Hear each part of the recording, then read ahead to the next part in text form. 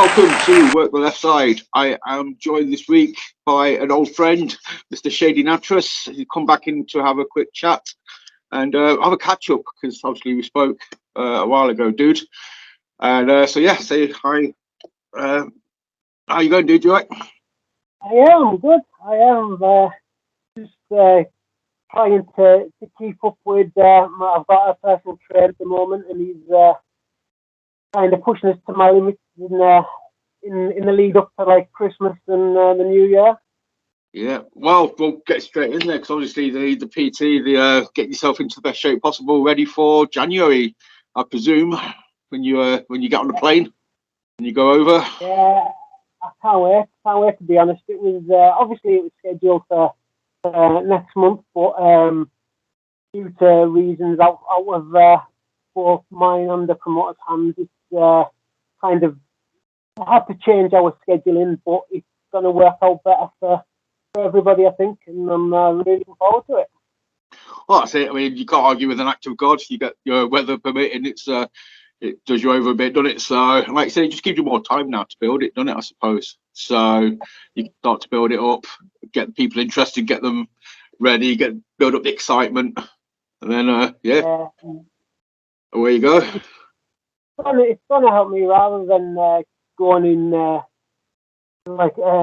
cold as an unknown from the UK to the States. They won't know who I am unless they've seen me online. So it's gonna be a good chance for them to get ready for me. I think that's the thing as well now. Just because everything's so easily accessible, like on YouTube and stuff like that. I think you'll generally be surprised about how much people know of talent from other places now as well, kind of thing.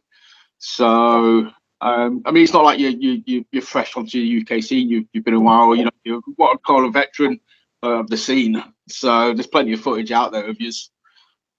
Yeah, definitely. And how did it come about then? Did they sort of approach you? Because obviously that must have been like a bit of an ego boost, you know, just to get this kind of like. Yeah, well, the people that I've did the podcast with maybe 2 years ago, and then I've been back on once or twice with them, and it's just a message out of the blue. And to be honest, I was like, "Are you joking?" But like, yeah, he wants me to be a big part of their shows, so it's like, oh yeah, count me in. Awesome. What give a shout out? What promotion is it going to be? Oh, at the moment they're just running. They're going to be running half wrestling, half music event, and it's called I think it's Thanksgiving Unity something. I've got the links are on my Facebook, so you'll be able to see them on my Twitter. But yeah, it's gonna be fun events moving forward with a range of bands and a range of wrestlers by the names that they've announced as well. It's good to see some lesser known ones in there as well who like they need the exposure as well as everybody. So it's going to be good. Awesome. Because I mean it's a perfect combination. I mean, obviously, Download over here kind of cottoned on to the fact, you know, music and wrestling goes very well together. So, you know, it can't be coincidence that. And I've heard of numerous festivals, especially America as well. Like I think I was reading, it was Dusty Rhodes' book about I think the Insane Clown Posse used to hold wrestling every year, kind of thing. Yeah, the Juggalo one. Yeah. And even if you just look at like WWE, WWF, how many years have they gone hand in hand with musicians and stuff, making appearances, doing intro music and stuff. It does kind of make it a bit more mainstream wrestling as well, so it's good for everybody as far as I'm concerned. Oh, definitely. So, yeah, man. Well, I'll obviously keep my eyes posted. I'll keep the listeners and people who subscribe to the channel updated and stuff as well. I'll post links and whatnots via whatever I can. So, but closer to home, how's things been going since the doors reopened? Well, I've kind of split from Target due to family reasons, shall I say. Right. So I've been venturing elsewhere and getting myself out and about a bit more. I've been doing more for PCW. Just got a match announced tonight against Nishiki, so that's 29th, I think it is, 29th of November. Okay, October, cool. sorry. So it's like a Halloween show. And that's a match that I'm looking forward to. And I've got a debut at Bolton Town Wrestling November 4th, I think it is. And that's myself against Dean Allmark, which I'm looking forward to. I've only ever worked with Dean once, but he did have a big hand in actually training me back in the early 2000s. Yeah. Dean's one of those guys that I think I've mentioned on a few episodes to somebody else as well. It's one of those guys that doesn't always get thought of that much when you think about like the relaunch of what I call the modern period of British wrestling kind of thing. But yeah, he's kind of like, he's one of the most underappreciated within the British scene, I think, where it comes to, he's always there. He should always be like people's top 5 and stuff. He's just, I've seen him at PCW numerous times kind of thing, and it was just always a banging match. I think the thing with Dean, because he spent so long getting the reps in an all-star, it kind of, because it's not a social media type. Yeah, so kayfabe. Yeah, it didn't get the exposure that it maybe should have done, but it meant that he got to improve, and then by the time people do get to see him, they're blown away by him. And yeah, Dean's unreal, if you ask me. I think he is one of the best in the country. And I think it'd be good measure. It's sort of like speed versus strength, sort of a matchup. So I presume you'll be going into it working the kind of like, obviously, big guy against the high flying guy. The thing with, I think, myself and Dean is I do see a lot of similarities between the pair of us because we can both work versatile styles. I think, I definitely think that it's going to be something fun. Yeah, no, I can't imagine it being anything short of awesome. In fairness, as I say, you both top of your game, and obviously, like I say, leading up to the stateside stuff as well, you're going to want to be putting in, performances, matches, because people out there who might not know of your stuff are going to start googling you, and going to start looking matches up. And early in the year, I worked with Pro 2 Wrestling in Scotland, and that was debut match there, a title shot against PJ Rage, which it's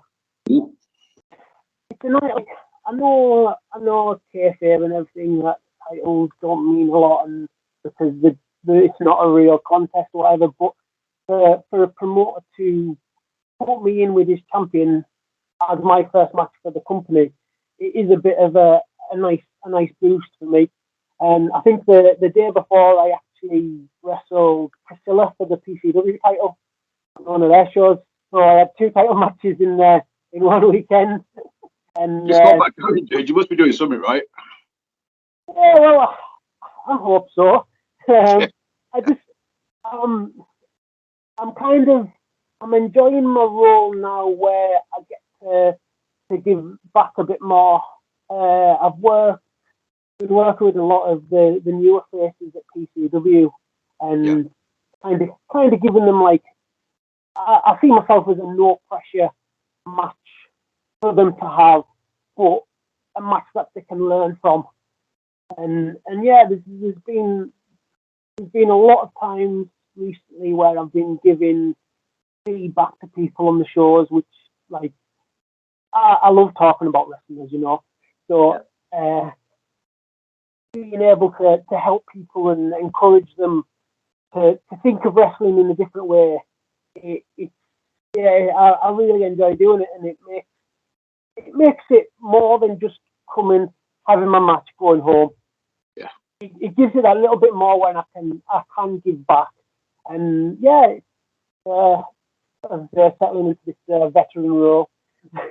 Right. Well, because that's one of the things that caught my attention about you on social media. Whereas I was aware of your matches, but then when I saw you on social media, I think it was during like lockdown when you was like offering people advice, you know, to send like videos, you know, giving just feedback, you know, just neutral feedback about being at yes, no, just stuff like that. Like you say, just passing on sort of knowledge. And that's always something that I think's awesome, because it's just like some people might not agree with everything, but if they can just take a little bit here or a little bit there, it just improves stuff. The thing with wrestling is subjective. Every match is going to be different for everybody, because depending on the fans, depending on the promotion, depending on your opponent, everything can change. So you might see things in different ways to how they would regularly wrestle. So if you can kind of give even just ideas. My analogy is always, if John Cena gives you some feedback and Okada gave you feedback that was opposite to what John Cena said, who's right, who's wrong? Yeah. So neither of them are wrong. It's just how it can be applied. Yeah. And it might not always work. No, it's same with anything. Like somebody, you could like a certain kind of music. It doesn't mean that somebody else's music isn't any good. It's just it's not to your taste. It's not your preference. Same with wrestling. Like some people like the flippy shit. Some people just like technical stuff. I'll count myself lucky. I like a lot of it as long as it's good. I'll take on positives from any kind of match. But yeah, it's just a different person's perspective on a match, and that's what you need. The more perspective you've got, the more you can take away from it. And I've always, anytime that I've gave feedback, I've stayed away from the negative side, because people already hear the negative things. Yeah. They'll know in their head if they've messed something up in the match, they don't need somebody outside to go, well, you did that wrong. Yeah. But if you say, okay, well, instead of doing that, you could try this. It gives them just a fresh idea. They might not copy it exactly how you said it, but it kind of opened them up to the way that they can do things. Yeah, well, it gets the brain thinking. Even if they don't do it that way, they can put their own spin onto it. They're like, okay, they just get some thinking about it, done it. It's like, well, okay, I don't want to do it like that, but being told or advised, suggested to do it this way. How about if I do it this way? And then you get a third option. And it's like, okay, cool. One of the most frustrating things about giving feedback, though, is a lot of what wrestlers are going to pick up. It's just going to take time and getting the reps in, and it's like 10 matches down the line, the difference will be there. Yeah. But at least if I can let them know what it is, they can be aware as it improves. It'll be I suppose you'll pick up on obviously as a fan, we just kind of pick up on the big moments, kind of this, that, and the other. Obviously, you know, as being somebody in the ring, you'll pick up on the little things, you know, like the in-between movements, the transitions, where things that would go unnoticed, and they should go unnoticed because they should be very smooth. Whereas if they don't go smooth, that's when it's like, oh crap, that just doesn't flow right. So that's where you'll pick up on stuff like that. And I'm very much the fine details, because it's those things that make you stand out, that make you that little bit better than people who aren't aware.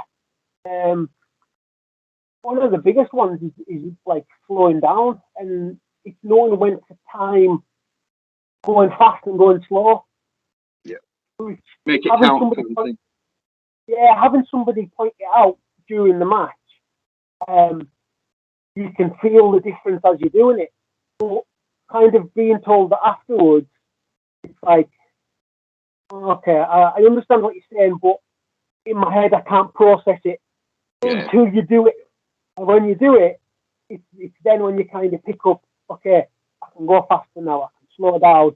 And a lot of people are so busy focusing on what they're going to be doing that they forget about the now.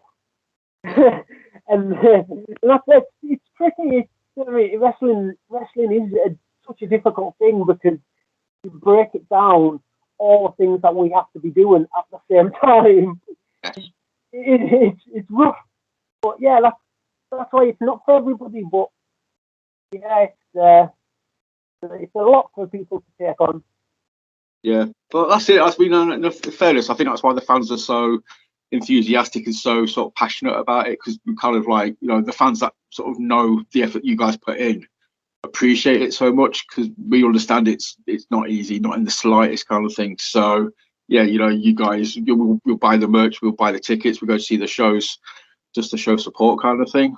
So but yeah, kudos.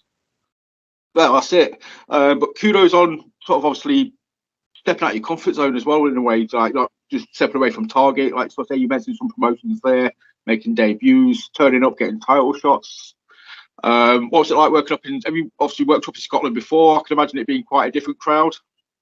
Yeah, I've worked for a few different companies up in Scotland over the years. I had a decent run with Discovery. I wrestled at PBW. I wrestled at SWA and SCW, which was before SWA. And yeah, like for me, I always kind of take every crowd as they come. At the end of the day, regardless of the target audience for the show, people's emotions are all the same. Yeah, the good guys, the bad guys, that kind of stuff. Yeah, even whether you're aiming towards the kids in the family show or an older crowd who might be a bit more smart to wrestling, it's all just the same. It's just finding something that they can go, oh, I don't like him. That's it. And yeah. normally it's just my face, to be honest. But it's one of our biggest tools, just having the facial expressions to use, and looking miserable comes naturally to me. So that's cool, dude. But yeah, I was just imagining, because I do again just watching like some shows from like with the Scottish audience. They always just seem a bit more louder to me, or a bit more rambunctious kind of thing, and I can just imagine it being not sort of off-putting, but probably hype you up a little bit more, or just kind of give you that little bit of an extra zest. Yeah, and anytime there's a crowd like that are buying into everything that you're selling, it does push you a little bit more, and you do get more of a rush from it. And yeah, like people always complain about family shows, but I love working them because it's really easy. It's really easy to wind the kids up. Yeah. But the more fun part is involving the parents.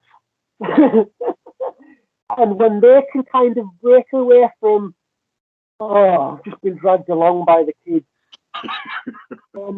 when they break to kind of, whether it's just tongue-in-cheek booing you or making comments or whatever, you've got them. Yeah. They're definitely going to bring their kids again next time, because secretly they enjoyed it. Exactly. We're just here for the kids again, but it's like, nah, secretly, yeah, all right, we had a good time. We're back. Yeah, that's it. So give me one of them t-shirts in kid size and adult size. Well, at the end of the day, it's the parents that are going to be spending the money. So exactly. So you got to work them in. Yeah, you have to cater for them as well. That's it. I've been to my fair share of both. You know, like say sort of shows in nightclubs or bars or like uni halls. I've been to numerous ones local that were just in sports halls and stuff. And yeah, you know, coming out with the inflatable things and just seeing the kids getting involved and watching the bad guy and stuff. It's just, so I say every show's got its merits. You guys have to perform, or you have to tweak it just enough to depend on the audience. Like say, it becomes a bit more pantomime when it's a family show. You get the bad guys getting booed, good guys getting cheered, stuff like that. So, but yeah, I just think it's awesome how you can kind of switch in between. And that's something that I kind of feel like I kind of took to pretty early on because I don't even know why. What made us kind of click on to just being able to adapt. But it's just, as I say, at the end of the day, what we do is for the audience. The rest at the end of the day doesn't matter. Yeah. Because if the crowd are wild for the match for 10 minutes and you do 3 moves, then they'll go home saying how great that match was. Yeah. And really, it probably wasn't. Rock Hogan probably isn't really a great technical match. But No, not in the slightest. Not in the slightest. I mean, they got an awesome chant just from staring at each other for like the first 5 minutes. yeah, and people, that's the best thing that they can get. They couldn't have done any more. No. One of our four's analogies is people asking what the best match on WrestleMania 3. Steamboat and Savage, people said. Everybody said, "Oh, that was the best match on," but it wasn't. It was Hogan Andre, because that's what everybody paid to see. Yeah, and there's arguments for both, though, and that's the thing, though, because you can see the merits on both of them. It's obviously Andre Hogan was that was the ticket selling match. That was the match everybody remembers. That was what was on the cover. That's one that's mentioned and been referenced a million times over with the slam. So for that reason, that's the best match. Move for move, obviously, it was Steamboat and Savage. Absolutely. It's like, I think with social media nowadays, people are so set in their own ways that if anything differs from their mindset, they don't like it. And you can't, especially like I was saying before, especially with wrestling when it is, it's the array of styles, wrestlers, shows, everything. There's so many options. Yeah. You can't, like, it would be selfish for yourself that to stop you from watching show B because you only watch Florida. Yeah. Exactly. Like, if you're a wrestling fan, you want wrestling to do well regardless of the promotion. It's always kind of bothered me, like when AEW came out, the people that just kind of shit all over it, straight away because it wasn't WWE. So I get it's not to everybody's taste. I get that all wrestling isn't to everybody's taste, but you take what you like from it and you forget about the stuff you don't like. Talk about the good stuff. Yeah. But people seem to be more inclined to talk about the shit stuff. I could probably say something on pretty much every promotion is something that I don't like. But like I say, I'm not gonna go, oh, I don't like that. That's shit. Because at the end of the day, you're putting something out into the public that's saying, oh, this wrestling you shouldn't watch. That's basically what you're saying to people. Don't watch this because it's not very good. Whereas you should be trying to get as many people in to watch it as possible, regardless, because they might like it. Exactly. That's why you focus on the good stuff. Because, like I say, not everything's. What's the old? I've heard it said numerous times. Like, a wrestling show should be like a circus. There should be a bit of everything. Like freaking every kind of element of entertainment should be somehow encapsulated within a pay-per-view kind of thing or an episode of something. So you're not going to like everything at the circus, but you go because you like X, Y, or Z. So you go, you enjoy what you like, and you big it up. So the company grows. The other side is maybe wrestling fans are too spoiled with technology. Because, like, Jimmy, you could go on YouTube and how much wrestling could you take just from YouTube? Never mind all the streaming services that there is. There's so much. Whereas I know when I was young, when you were getting VHS tapes, like, just give me a tape of everything. Yeah. I try if there was a new promotion on the list, I'd get a tape to see what it was like. Yeah. Because you can watch a 3-hour show and there might be one wrestler that stands out. But then that wrestler now. You can keep an eye on him. But that's how I always see it. And like, I've watched a lot of bad wrestling. But the same time, on the same shows with bad wrestling, there's been some good stuff. Yeah. So it wasn't a total waste. It's like, okay, well, that was good. I like how they did that. There you go. I've got something now. I like something from there, so I don't have to say anything bad about the rest because I've got something that I like. That's the thing, yeah. Focus on the good stuff. You remember the good stuff. You kind of like sugarcoat everything else, and yeah, you just big it up for. But like I say, people seem to be more inclined to talk about the, focus on the shit stuff, and it's like I just don't see the point. Nobody wins that way. The thing with me, right? I always see myself as a pretty pessimistic person, just because life. But I don't have to go around saying all these negative things because everybody else is. Why, you know what I mean? Why not? I like to think my social media, I try to be as positive as I can because, you know what I mean? Somebody else might be having a bad day, and you know what I mean? It's having something a bit more positive, even if it's just something to go, oh, I'll take a look at that. Yeah. You could change somebody's mindset, even if it's just for 5 minutes. Yeah. I'll say just put a smile on the face, or just generally just kind of cheer them up a little bit. I've basically got them all the same. Nothing, unless it's happy, cheerful, nothing goes like on any of my socials, unless it's just light-hearted or cheerful or bigging something up. People like my girlfriend's prime example for this. She likes to try and have input on the likes of Facebook and things. Nothing negative, but the amount of negative replies and stuff. It's like, how are you arguing with this? What is the point? Exactly. I think we've got the same sort of mindset. We'll go on there. We'll talk positive. I'll talk about wrestling. I'll talk about comic book stuff.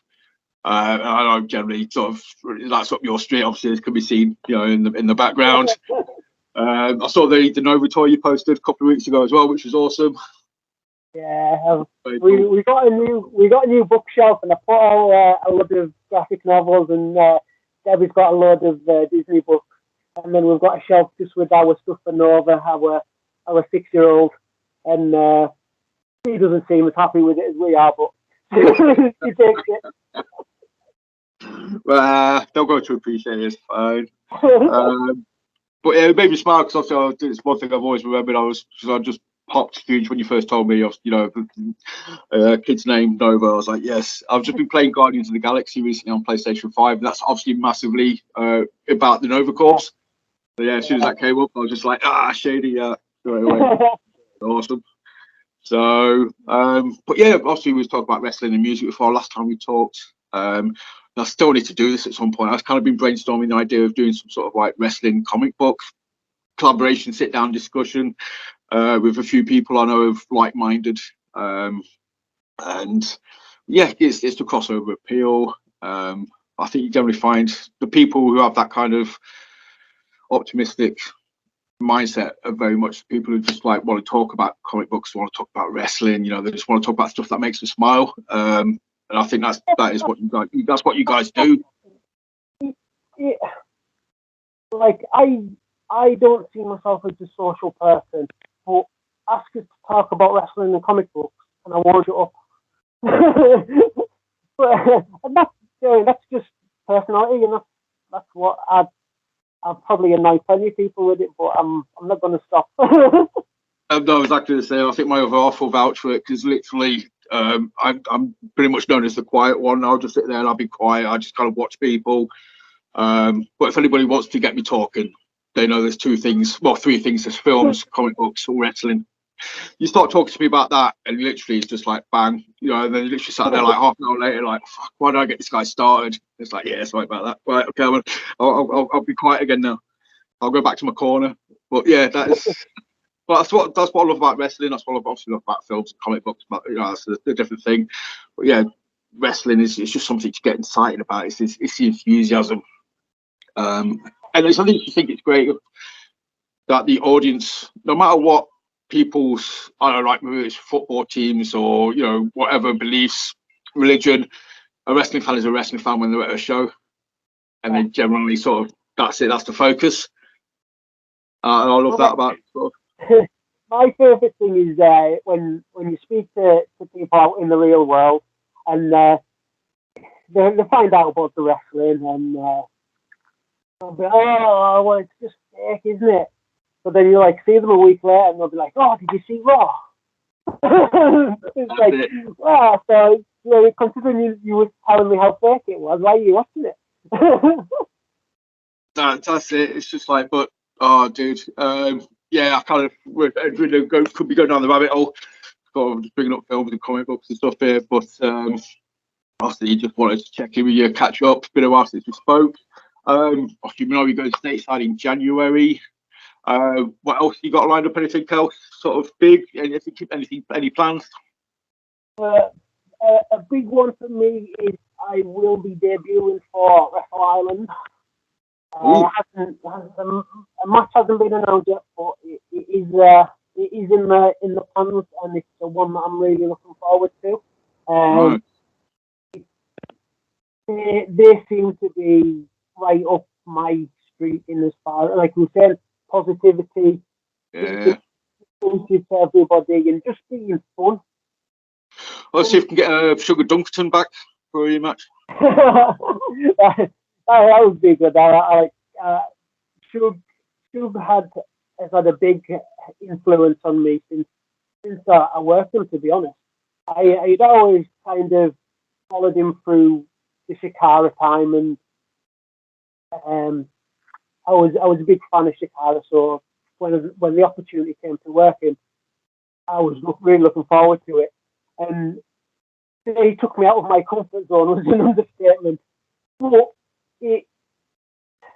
being my character works really well as a comedy foil. Yes. For the comedic face to play on. It's really easy to make me look stupid as a grumpy heel. It's like the Lance Storm thing, it being serious. You know, it's very easy to get a comedy person off of Lance Storm or an old school villain like William Regal, that kind of. Yeah, and it adds a lot to your character, to what you can do moving forward. Like I've worked Axel Spice a couple of shows at TCW the last few months, and he's very much a comedy wrestler. And the first match we were outside and it was an event at a pub, and we had a drinking contest, and then he kind of forgot what was going on and pretended he was Stone Cold Steve Austin, so he did Stone Cold moves in the space of like a minute. And we had a tag match the month after, and he had said, just like as a joke, he's like, oh well, why don't we start with a game of rock paper scissors? And I was like, oh no, it's just joking. I was like, no, we're going to do it now. And we started with a game of rock, and like people were like proper into it. And he just kept calling Rock every time, and then he ended up being the Rock. but it kind of carried on the story. Yeah. So it's kind of making fun of wrestling and not being serious, but at the same time, it's continuation. And it worked, and people got into it because, you know what I mean, people are going to cheese somebody doing the Rock's moves. So, yeah, it worked. But yeah, Wrestle Island, man, I'll be, well, I sort of noticed you popped up on, I was talking to Mr. RPD recently. I think that's got to be a banging match. Obviously, you know, he's becoming a cornerstone of Wrestle Island. I think there's matches to be had there. He's somebody I would like to work with. I think there's a lot of upsides to him, and another one, he just seems positive. Yeah. And that's give me somebody like that, and we'll have a blast. Yeah. And I actually got to meet him for the first time at TNT Wrestle Island show last month. So it was I went just to watch and kind of show face, and I got to actually meet a few people who I hadn't actually met before, which it's nice to be able to actually speak to people rather than just exchanges on Twitter and the like. Yeah. It's actually face to face. It's like, oh, there we go. I'm not very good at it. I'm not one for the small talk and things, but I try. I get out and about and I get to watch good wrestling if I go to a show. So I'm not going to argue. And you know what I mean? The like Joey Hayes was on, and Okay. I'm never going to turn down the chance to see Joey. He's another one that's kind of an unsung hero in British wrestling in my eyes. Yeah, no, definitely. I've been trying to get him on. I've known him for a few years to talk to, at shows and on social kind of thing. I keep trying to get him on the show, and he's like, "Yeah, I'll do it." And I'm like, "Can we pencil it in?" He's like, "Yeah." And then I just never managed to kind of pin him down. But yeah, just purely because, like I say, I just like to focus on British wrestling, and just all those guys. Kirby as well, is another one. I know you had a match with him towards the end of last year, didn't you? At Target. Kirby's, technical wizard. Kirby's been somebody that I'd worked with quite a lot. We hadn't had that big match, so I ended up putting out a promo and cutting the same promo before the actual match. Because obviously before lockdown and stuff, he'd actually retired. Yeah. So I made it, hang on a minute, you retire, lockdown comes, we all have to put the work back in to get wrestling back, and now you turn up again. Yeah. You know what I mean? That's not fair. That's not fair on the likes of me who were trying to get people in. And then we did the whole fake him just walking away, and we came back in and we started it. And that it made a bit more, there was more meaning to the match rather than just two wrestlers having a match. Yeah, that's it. You've got a story behind it. You've got emotion behind it. You get something to get your teeth into. And it wasn't nobody asked us to do it. But as I say, wrestling always means more if there's a reason behind it. And I just thought it makes sense. Yeah. So if you can, I always try to find a way to make my character be annoyed or upset at the face. It could be funny. When I wrestled Spud, it was like, oh, so you wrestled in the state now, and I wrestled you when we were just in gyms and stuff. But why are you getting picked? That's not fair. And it just makes a little bit of a gripe that you have with your opponent rather than just, as I say, two wrestlers both wanting to win. You just add that little bit more to it, and I think a lot of people overlook that. No, definitely, and I think otherwise it's just an exhibition match. You know what I mean? You go there, you applaud, bravo, good job, both guys. But yeah, when there's actually a bit of story behind it, you actually, like I say, just emotes emotion. It gets you feeling a bit more. It definitely means something. Otherwise, like I say, it's just an exhibition match. It's just you go there, you think, oh, that was a good match. You're not actually rooting for one guy or the other guy. You just kind of like, oh, whoever wins, or whoever your favourite is. So, I think you put a story behind it and it gives the fans that little bit more extra reason to cheer or boo or just care. Yeah, and that's what we as wrestlers should be aiming for. Getting the fans to care for whatever reason. Whether it's to just see the face, or because they like the face, or to boo the heel because they don't like them. People kind of, it works two ways, because if you like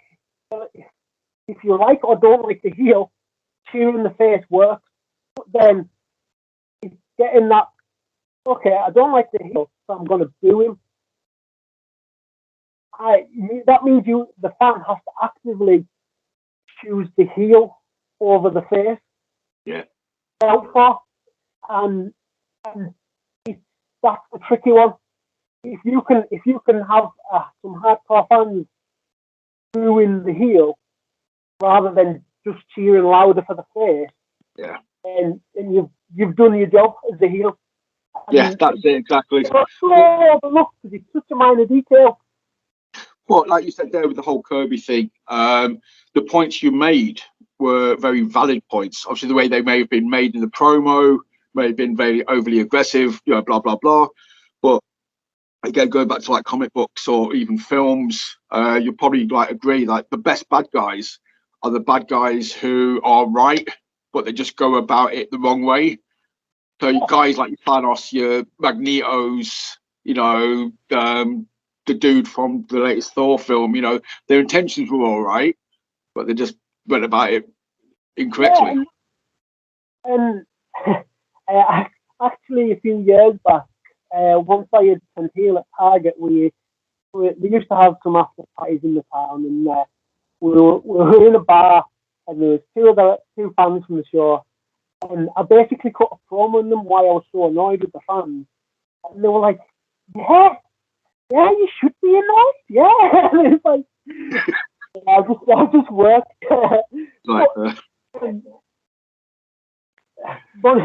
One of the things that I enjoy doing is actually every now and again I'll wrestle, and then that annoys the fans because they're like, "Oh, I hate you, but it's actually quite good." And there's just that fine line where it's like it's between being a cool heel and you're not actually being a heel, and actually being a proper heel, and just having that bit where they go, "Okay, I understand they won because he's fair, but I don't like it." That's it. He's just like, right, he's right, but the guy's a twat. I don't like him. And that's it. That moment of acknowledgement where you're like, bollocks. Yeah, that's it. Fair enough. I'm going to boo him. But that means that they've been sucked in. Yeah. They are in, and that's when you've got them, and then it's just easy once you've got them. Once they start thinking about it, obviously they're spending time thinking about it. That's it. You've got them. Then it's like, yeah, job's a good one. Dude, I'm going to wrap it because again, man, I could just literally talk here for ages, and I've got my other half falling asleep behind me, so I promised a film night. So I'm going to say thank you so much for talking. We will do it again because generally, dude, it's just an easy conversation. Thoroughly enjoy talking to you, mate. So, anything you want to plug, socials, anything like that before we go? Yes, on Twitter at Shady Nattrass and facebook.com/Shady Nattrass, and it's any socials. It's always Shady Nattrass. Keep it nice and simple. Cool. Obviously, you know, thank you for watching this. Like, share, subscribe. Keep your eyes peeled. Obviously, anything to do with Shady, I will share and put links in with. And yeah, I'll keep you all up to date on socials as well. So thank you all very much for watching.